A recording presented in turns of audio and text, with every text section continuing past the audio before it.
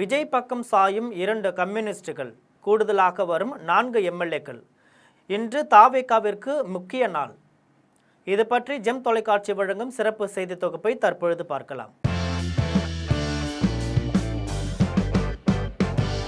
விஜயின் தமிழக வெற்றி கழகத்திற்கு ஆதரவு அளிக்க வேண்டும் என்று இணை பொதுச் செயலாளர் நிர்மல்குமார் 2 கம்யூனிஸ்ட் கட்சிகளின் மாநில செயலாளர்களை சந்தித்து இன்று பேச்சுவார்த்தை நடத்தினார். இதையடுத்துதான் இந்திய கம்யூனிஸ்ட், மார்க்சிஸ்ட் கம்யூனிஸ்ட் கட்சிகள் தங்களின் நிலைப்பாட்டை நாளை அறிவிப்பதாக தெரிவிச்சிருக்காங்க. தமிழக சட்டசபை தேர்தலில் யாருக்கும் மெஜாரிட்டி கிடைக்கல. விஜயின் தாவேகா 108 தொகுதிகளில் வெற்றி பெற்றது. மெஜாரிட்டிக்கு 118 எம்எல்ஏக்கள் வேண்டும்.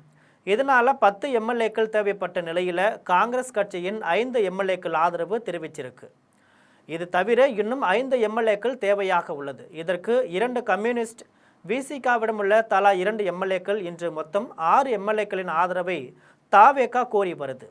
இந்த 3 கட்சிகளிடம் ஆதரவு கோரி விஜய் கடிதம் எழுதியிருக்கிறார். அது மட்டுமின்றி திருமாவளவனிடம் விஜய் செல்போனில் பேசி ஆதரவு கோரியிருக்கிறார். அது மட்டுமின்றி தாவேகாவின் இணை பொதுச் செயலாளர் நிர்மல்குமார் இன்று சென்னையில் இந்திய கம்யூனிஸ்ட் மாநில செயலாளர் வீரபாண்டியன், மார்க்சிஸ்ட் கம்யூனிஸ்ட் கட்சியின் மாநில செயலாளர் சண்முகம் உள்ளிட்டோரை சந்தித்து ஆதரவு கோரினார். இவர்கள் 3 பேரும் தற்போது வரை தாவேகாவிற்கு ஆதரவு கொடுக்கல.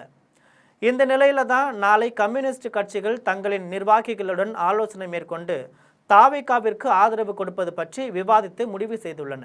அதே போல திருமாவளவனின் விசிகாவும் நாளை தான் உயர்மட்ட கூட்டத்தை கூட்டி விஜய்க்கு ஆதரவு வழங்குவதா இல்லையா என்பதை முடிவெடுக்க இருக்கு. இதனால நாளைய தினம்தான் தாவேகாவின் எதிர்காலத்தை நிர்ணயிக்க இருக்கு.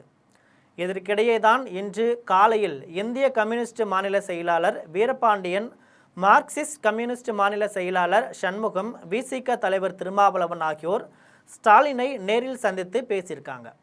அப்போது அவர்களிடம் ஸ்டாலின் திமுக கூட்டணியிலேயே தொடர வேண்டும் என்று விருப்பம் தெரிவித்ததாக கூறப்படுது. ஏற்கனவே திமுக கூட்டணியில் இருந்த காங்கிரஸ் தாவேகா பக்கம் சாய்ந்த நிலையில் ஸ்டாலின் இந்த கோரிக்கையை 3 தலைவர்களிடம் வைத்திருக்கிறார். இதனால நாளை மார்க்சிஸ்ட் கம்யூனிஸ்ட், இந்திய கம்யூனிஸ்ட் மட்டுமின்றி விசிக சார்பில் நடக்கும் ஆலோசனை கூட்டம் தாவேகாவின் எதிர்காலத்தை நிர்ணயிக்கும் மீட்டிங்காக பார்க்கப்படுது. இது போன்ற செய்தியை தெரிந்து கொள்ள ஜெம் தொலைக்காட்சியுடன் தொடர்ந்து இணைந்திருங்கள். நன்றி, வணக்கம்.